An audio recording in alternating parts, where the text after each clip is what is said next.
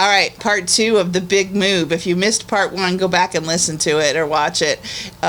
Pretty interesting because as a real estate agent of 20 years, these are all of the things that I talk to my buyers and sellers about, the big move and how to do it and how to do it well.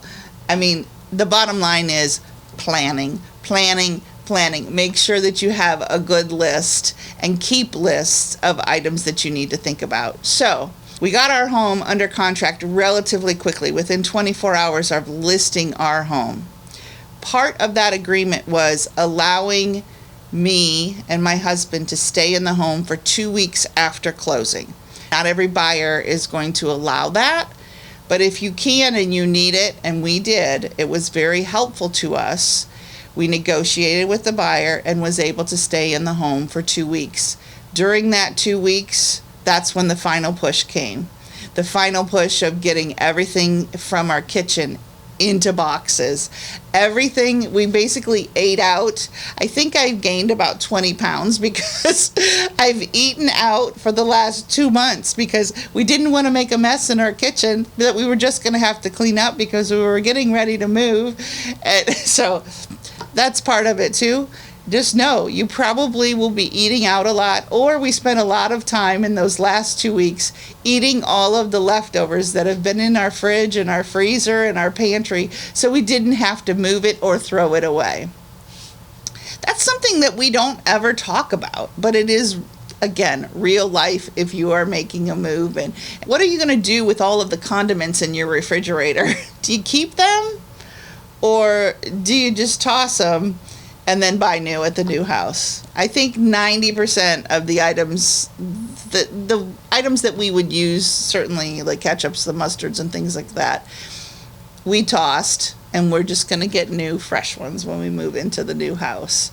So this whole process, again, it's a process, and it's one that you can get very, very overwhelmed. I know that I was a ball of stress. My husband was a ball of stress. We were fighting a lot because we couldn't, he would want to do the packing his way.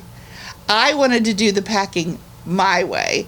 And so we did finally come to terms, and we met in the middle, but oftentimes I boxed the entire kitchen.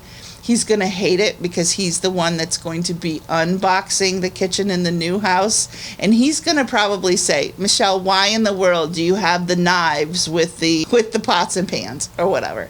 He's not going to love my organization, but as I was packing, I was making sure that everything was fitting tight into those boxes so that when they were being loaded, nothing was going to break. So we may have some breakage because we didn't hire people. That's the one thing that we were looking at the cost of moving. The cost of moving is expensive. Thousands of dollars if you hire people to help you move. A couple $1,000 more probably if you're going to have someone else do the packing for you. Now, we did the packing ourselves. The only thing the movers did is they took the big stuff. They took the couches and the chairs and the rugs and the outside furniture and that sort of thing. It still took them an entire day, 4 guys an entire day, to move our house, to put it into storage. So, back up a little bit. House is sold. We have 2 weeks, right? We have 2 weeks to truly get everything out of the house before I handed over the keys to the buyer. Happy day, happy day.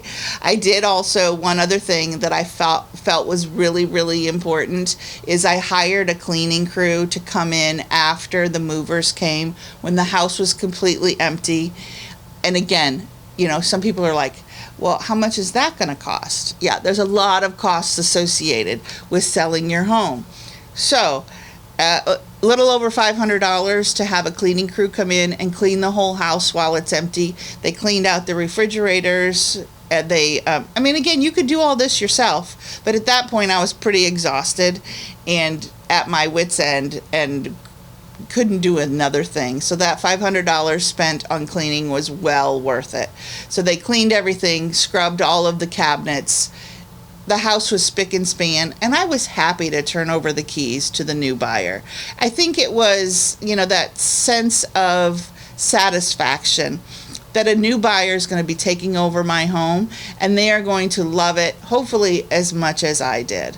Oftentimes I walk into people's homes, they're handing off the keys over the at the end of the transaction, and they haven't cleaned their home.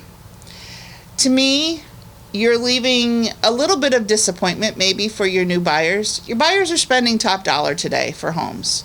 So if you're a seller and you are a nice seller, do that extra, take that extra mile and go ahead and hire someone to deep clean the house before your buyers come in. Yeah, the buyers may want to clean again. That's fine. But at the same time, if you leave them with a clean slate, it just is like the cherry on top of the transaction. All right, we're going to continue the story when we come back. Part 3 is coming up. I hope that you are enjoying my big move. Stay tuned.